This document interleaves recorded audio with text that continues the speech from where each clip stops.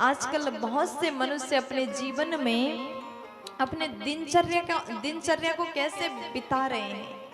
सुबह उठते हैं, नाश्ता करते हैं, भोजन करते हैं, ऑफिस जाते हैं, अपने काम में जाते हैं, जो भी काम हो, काम करके घर आते हैं, भोजन करते हैं, सो जाते हैं, फिर उठते हैं, फिर भोजन करते हैं।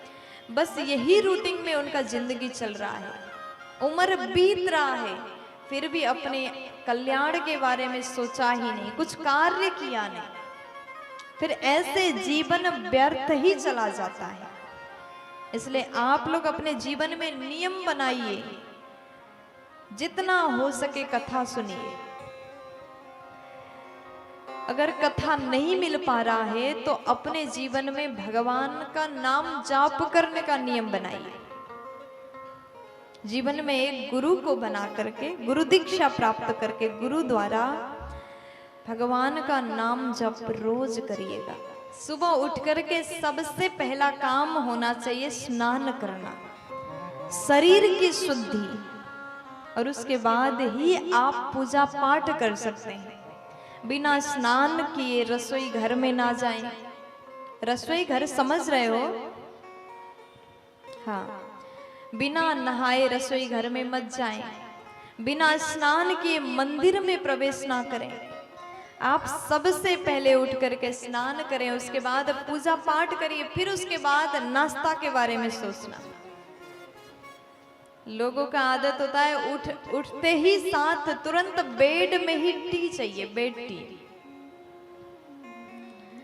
कुछ लोगों का तो ऐसा नियम होता है, जब तक चाय ना मिले वो बिस्तर से उतरेंगे ही नहीं, जैसे चाय द्वारा उनको पूरा एनर्जी मिल रहा हो। जैसे ज्यादातर बाबा लोगों की आदत है, ये गलत आदत है।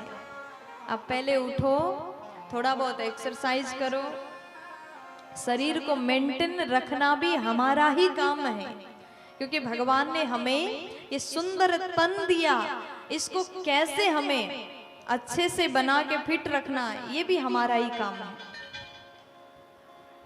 क्योंकि यह शरीर द्वारा ही कर्म हम करते हैं, शरीर द्वारा ही हम मंदिर जाते, भजन पूजन करते, सब हमको ध्यान में रखना चाहिए। और उसके बाद ही आप नाश्ता करो, भोजन करो, फिर अपने काम में लग जाओ। और कम से कम 108 बार तो भगवान का नाम एक दिन में अवश्य लीजिए।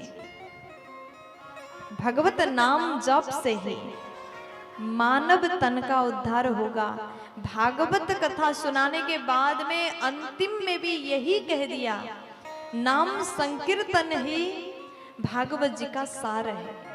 इसलिए जीवन में हर पल हर घड़ी भगवान का नाम लेते रहिए। अब कुछ लोग तो सोचते हैं कि बुढ़ापे में नाम लेंगे, कहाँ से ले पाओगे? जब राम नाम उच्चारण करने भी जाओगे ना, वृद्धावस्था में दांत भी निकल जाते हैं। और आजकल तो उसका भी सुविधा, नकली दांत आ गया। राम बोलना तो चाहेंगे, लेकिन मुंह से आम निकलेगा, राम नहीं निकलेगा। इसलिए बचपन से ही भगवत नाम उच्चारण करते रहिए।